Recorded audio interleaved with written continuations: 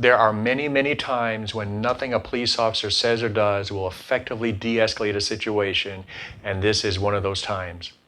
My name is John. I'm the founder and president of Gentle Response. My team and I travel the country conducting very dynamic, realistic conflict de-escalation training seminars for churches, businesses, corporations, state agencies, and law enforcement. Hit that like and subscribe button and that bell to be notified the next time I have another video out talking about how conflict de-escalation training, knowledge, and skills would have made a difference. This incident happened back in August. LAPD responded to a house in response to a call of a possible domestic argument, domestic fight. They're there to check things out. When you watch this video, pay attention to how the officers how they conduct themselves and how they interact with the gentleman. Call back with our vehicle. I'm going. Are you Jackson? Huh? Are you Jackson? Yeah, what's up? What's going on between you and your girl? I always have a little argument. She was throwing some stuff at me. Clean it up. Is she inside? Who's in the house? Yeah, my cousin Philip and How many my people are in the house? How you doing? Us three.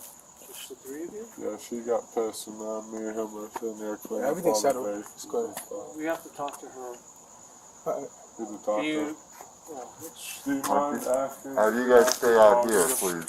Who called you guys? what's that? Who called you guys? We just got notified, so. Just Stay out here, sir. hang out out here. I'm not going to go inside my own house. Not at the moment. No. I think that's on my own house. Hey, sir. Like right now? You stay out here. Nigga, it's my house, bro. I understand that, but we're doing an investigation right now. Fuck, it's my fucking house. You're right, but right now we're doing an investigation. Alright, do you have a warrant to go You don't in need there? a- you don't need a warrant. Relax. Hey, stop. You don't need a warrant. No, you do need a warrant. No, I don't. You need a You warrant. gotta come to the door, see and tell them everything's okay. guys need a warrant to get in my No, house. no, I don't. I know my laws. And that right there is how this began to go off the rails. When you go back and you listen and watch how those officers conducted themselves, very professional, very calm, very relaxed. They were not antagonistic. They were not demanding. They were not condescending. They just wanted to talk to the other party to make sure everything's okay. Because I can tell you from experience, people lie to the police.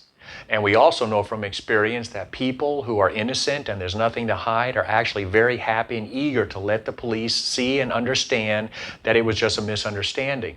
There could have been people rooting and hooting and hollering because of a football game they're watching in the basement, or kids are hooting and hollering because of a video game, or it's a movie that was loud. And in one case, in my own experience, we had a lady call, an elderly lady call, because she thought next door they were having a hell of a fight of some sort. Their houses were probably about 15 feet apart, old neighborhood, houses are close together, and it turned out the couple next door were just having loud, rough sex. It can be a misunderstanding, but the officers responding don't know until they ask questions and talk to everyone involved. And so here, when you listen to the video and watch the video, they're very polite and they just tell the guy, hey, just hold on right here, let's just go talk to her. But he now insists that they need a search warrant. Folks, there are 10 exceptions to the search warrant rule, and this is one of those circumstances. Now, granted, there are other situations in where a police officer is not going to be able to effectively de-escalate a situation. Level of someone's anger. They're just so ticked off that they just can't rationalize in that moment to calm themselves down. Level of intoxication. Maybe they're just so stoned, so drunk, so high, or a combination of both. They're just unable to think rationally. Or they have mental and cognitive disabilities, or they have an agenda, because they want to create a confrontation because they want to be on the news or they want to be on YouTube. Or, like in a situation like this, it's someone meaning well, but just don't know what they don't know, and they think they know the law better than the police officers, and now he ends up getting arrested for what ends up being what they call in Michigan hindering and obstruction, a police investigation. All he had to do was let them talk to her. Now, granted, in the initial moments when he told the police officers that, yeah, she got mad at me and threw something, that's enough probable cause and reasonable suspicion that we need to investigate a little bit further just to make sure no one got hurt. Because all we know is his statement that she threw something at him. We need to make sure he didn't do something in retaliatory towards her in response to having something thrown at him. You see how this goes? So these officers were just doing their job as professionally as they could, as calmly as they could, as efficiently as they could, but for the actions of this NBA player, God bless him, and he's not alone. There's a lot of people out there. They think they know the law better than the police officers. They think they know police policy and procedure better than the police officers. And they basically talk themselves into getting into trouble. It doesn't work that way. There are 10 exceptions to the search warrant rule.